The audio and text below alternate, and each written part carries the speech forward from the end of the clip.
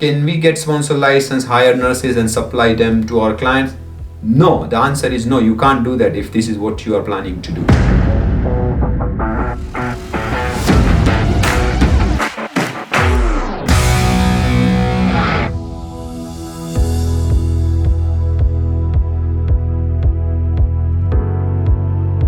Hi, in this video I want to cover if you are a care home or care service provider or you are an IT company, and when you hire overseas skilled staff and sponsor them, what can you do and what you cannot do in terms of sending your sponsored skilled staff at client site. So there is an issue of supplying labor within sponsorship regime.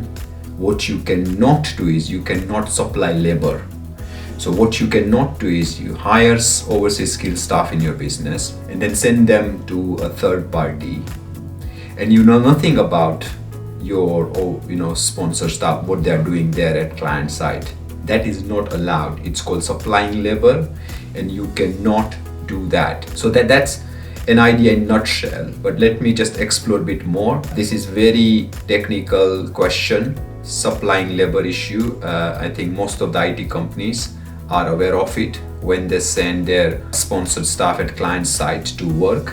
And we do get this question asked a lot these days by the care service provider, care homes, nursing homes. They do ask us this question. This might be relevant to you if you are in one of these business, maybe IT company or care service provider. So let's talk about what you can do. If you know what you can do, might be more clear what you cannot do. So number one, when you hire overseas skilled staff, you have responsibility of your sponsored skilled staff throughout the time they work for you. Now, what do I mean by that? It's called sponsorship duties. Now, within sponsorship duties, very importantly, you have to maintain and manage their daily attendance and absences. Now, if they are working at client site, how would you manage their daily attendance? That's number one. Number two is what you can do is, so this is how you have to have a system in place where you can manage and maintain their daily attendance and absences. Then you might ask me a question, how can we do that? So let me share some easy tips. Number one is, if you are a very small company, you must maintain probably a spreadsheet, a normal spreadsheet, with daily live attendance. So when they start working, you have to have a record of it when they started working at client site. So it's a daily live attendance, not weekly. I've seen few IT companies, oh yeah, we do take timesheet every week. That's not sufficient to comply with your sponsorship duties. You have to have a live daily attendance. So let's say if the home office was to walk into your place now, they will say, okay, how many staffs are present in your business? You have to have a live daily attendance. Now it can be in the form of a simple spreadsheet, or you might have a very sophisticated HR management system where you maintain and manage a live daily attendance. So I'm aware of few HR management software called Zoho. So Zoho people management, there is an option of check-in when they start working for you, check out when they stop working for you. They also provide an app on the phone where they can check in and check out. So Zoho people I'm aware of. Then probably there is another software called Jira. And there are plenty of other HR management softwares out there in the market. We don't recommend this software, but I'm just aware of it. I wanted to share my knowledge with you. And on top of that, we are also developing our own sponsor license compliant management system, which might be ready to use in 1 or 2 months. This video is being recorded in October 2022. So probably from a month or 2 months from now, it might be available with us as well if you are one of our clients. So that's how you maintain and manage daily attendance. Now going back to the supplying labor issue, if you understand this one sentence, you are sorted. You don't need to worry about anything. When you send your overseas skilled staff, sponsor staff at client side, this is what you have to bear in mind.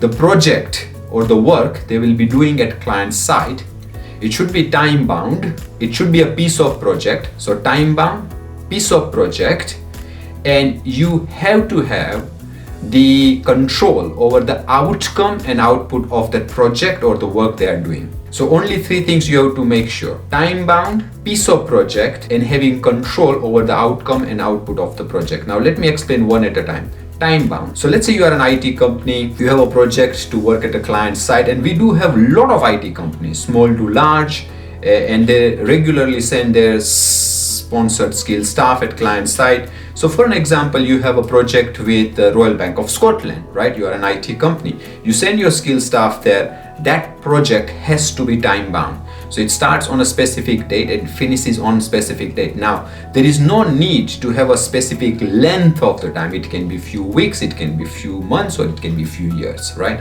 But it has to be time bound. It has to start and it must end on a specific date in future.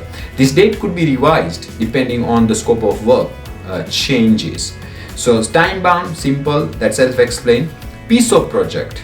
Piece of project means it is a part of project. It cannot be an ongoing service. So for an example, there is a company called a telephone company, let's say Vodafone. You have a project with Vodafone doing testing, and that testing is ongoing service. It doesn't stop ever. Then it doesn't fit into the compliance requirement. You might be in breach of your sponsorship duties if you send your staff to doing testing at Vodafone site, which is ongoing service. It cannot be an ongoing service. It has to be a piece of project. What it means is, let's say Vodafone is developing a CRM, customer relationship management software, and you as a subcontractor, you are getting a piece of project which is probably, let's say, data analysis or probably testing of that CRM, right? That's the piece of project you are getting in a very large project. So there are very large projects, multi-million pound, multi-billion pound projects in IT in UK, and what you are getting is you are getting just a piece of that, which is fine. It can be testing, it can be data analysis, it can be a very tiny patch, or probably security patch you are developing, or you are doing some programming work for that piece of project, but it has to be piece of project. It cannot be an ongoing service. How can you define that? How can you prove that it's a piece of project? So you have to have a contract, a written contract with your client, whoever it might be, with a defined scope of work. Very defined scope of work. Say, this is the start date, this is the end date of the project, and this is the defined scope of work. And if you do that, then you meet two requirements, which is time bound and piece of project. Now let's talk about the third requirement. This is very, very, very important. The third requirement is you have to demonstrate the control over the outcome and output of the project when your employee is working at client side, who most likely be, let's say, sponsored worker, right, is working at client side. So what do I mean by that? If the home office to come and check, say, okay, this person is a skilled worker, sponsored migrant worker, is working at client side at Royal Bank of Scotland, then how do you maintain and manage the outcome and output of the project? And the solution is very simple. Let's say if you have that piece of project underneath your umbrella, you have that contract with the client, then you design and define the work for your sponsored worker. You tell your sponsored worker on a regular basis. It can be daily, it can be every other day, it can be weekly or maybe fortnightly. You assign specific tasks because you, as a company, you might have a project manager in the company who is managing this project at Royal Bank of Scotland, which is a piece of project, which is a time bomb. And you are sending your resource there at Royal Bank of Scotland to work, right? So you then provide instruction to your staff on a regular basis. Again, there is no requirement as to how frequent should be these instructions or communication, but it has to be reasonable. If you are listening to this video, let's say you are in IT sector now, and bear with me, I'll also talk about the care sector in a minute, but let's talk about the IT sector because we are focusing on IT sector as of now. So let's say you are in IT sector. I believe and I hope that you have some experience working in IT industry. You might be a senior project manager, you might have been a senior project manager or programmer or architect or a tester yourself. Now, how does it work in a real life scenario? Let's say when you are working, you have a team working underneath you, you have few people reporting to you. How does it work? You speak with these people regularly. You check their progress. They might come back to you with the question and query, and then you give them guidance, you remove the hurdles for them. You design, you track the progress, you do that, right? On a regular basis. It can be daily, it can be every other day, weekly, or probably fortnightly. you do daily hurdles meeting, you do regular meetings, maybe weekly meetings, you take a progress, track the progress, query bounce back, instructions bounce back, reporting bounce back. So vice versa, there is a communication between yourself and your team members. This is the exact scenario home office would expect to see if you have your sponsored worker working at client side. They want to see all that. So as an evidence, what they expect is, where is your regular communication between yourself and your sponsored worker while they're working at client side? Maybe it might be emails, it might be a project management tool where you exchange messages. It might be a regular chat in, let's say, Microsoft Team, Microsoft Team calls, or maybe Zoom calls. But we need to evidence all this, right? There is a regular history. You should be able to now, in this cloud-based platforms, and it is such a nice system we have, Zoom, Team, Zoho. There are a lot of applications out there, Skype. There are a lot of video call facility, conference call facility. You can track all this and you can demonstrate how you are liaising with your team member while they're working at client side. Or you use some project management tool, let's say Slack, let's say Basecamp, let's say Jira, right? All this, or Asana, all these platform, whatever the platform you use. And if there is a track of continuous communication which can demonstrate that you control the outcome and output of the project, then you are good. Then you will not be alleged, most likely, of supplying labor. If you can't produce all this, then there might be an allegation of you supplying labor, which might then turn into a suspension of your sponsor license. And if you can't address those queries, then your sponsor license could be revoked. And if it's revoked, you will lose all your overseas skills, sponsored staff. You will lose all of them. So I think I gave you enough information. Having said that, it's a very complicated and technical subject which we are specialized in. If you need any assistance, have further question, query, please reach out to my team. The contact details might be at the bottom of this video or in description section of this YouTube video. Let's talk about the care sector. This is very common. Let's say they hire carers, they hire nurses, and say, oh, we have few clients where they will go and provide services. So this is about care sector. I'm sorry, I'm just mixing these two up. I hope it works. But the concept is same even for care worker. And this is what I love the most about the sponsorship duties. That's my specialty. That's our company's specialty. Sponsorship license, sponsorship duties, helping companies bringing overseas skilled staff. That's what we do day in, day out for last 14 years. So the concept is same. It has to be time-bound, piece of project, and you ought to have control over the outcome and output of the project. Now, if you are in care sector, let's talk about practical scenario. You are a care service provider, maybe a care home, but you have various project, or probably when I say project, is like you have clients where you provide home care, right? So you have to send your carer from one home to another home to another home, right?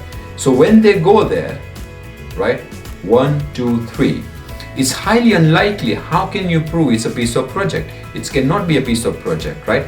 But think about it. It's not subcontracting. They are your direct clients. If they are your direct clients, then you have to serve them. Does that make sense, right? There's a lot of subjectivity here as well. And while I'm preparing this video, I'm applying my experience, expertise, and knowledge in this specific scenario. So if you have a direct client, let's say client 1, aged person, need care, maybe 3 hours per day or 4 hours per day. So they are your client, direct client 1, client 2, and client 3. And you have one carer. One carer is going to client 1, client 2, and client 3. So it's perfectly fine. They go there, they come back, and they come back to the office, right? But they go there. So now what you need to do is make sure you have the control over the outcome and output of the project. So the carer might be senior carer, it might be just junior carer, but the carer has to report to the management. So there has to be proper reporting, instruction, and I think it's a very tightly regulated industry. So I'm sure the carer has to prepare a report as to what he or she is doing when they are working at client side. So that reporting is very helpful. But you need to report on the home office SMS the work location.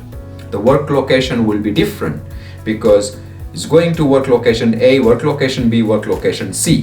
Why? Because it's a client side, right? So you need to report that via SMS that your carer or senior carer will be working at different client location. Now there is a control because it's your direct client, the carer is reporting to you. It is not a time-bound project, it's ongoing service, but it's fine because it's your direct client. You have to provide service to your client. If it's subcontracting, then no. And I'll come back to that in care sector in a one minute. Let's talk about it. Let's say NHS is coming to you. So NHS say, oh, can you send us nurse, right? As a locum nurse. It's quite again a very practical request, right? Now, when the nurse goes there, work from your organization to work at NHS, few questions to ask. Is it a time-bound project? The answer is no. Because if you don't send your locum nurse, they will find another nurse. And even if you send your nurse there, and if that nurse was to finish the job, there is ongoing work. It doesn't finish, it's not a project. Make sense? So if NHS is asking you, can you supply us nurses? The answer is no. Why? Because it's not time-bound project, right? And most likely you don't have control over the outcome and output of the project, because if the nurse was to go there at NHS, you don't control, because the NHS would then instruct your sponsored nurses, say, hey, I want you to do this. There is no control over the outcome and output of the project, right? So I'm sorry I'm using the term project, but it's like, I hope it makes more sense. So there is no control what is happening with how your sponsored nurses are being given instruction. You have no idea. Most likely you just invoice them for daily rate or hourly rate, and that's all about it. There is no idea what's going on there, and what work they are doing, how they are doing, and you can't control anyways, because the NHS will provide instructions to this nurse, and I'm taking nurse as an example here.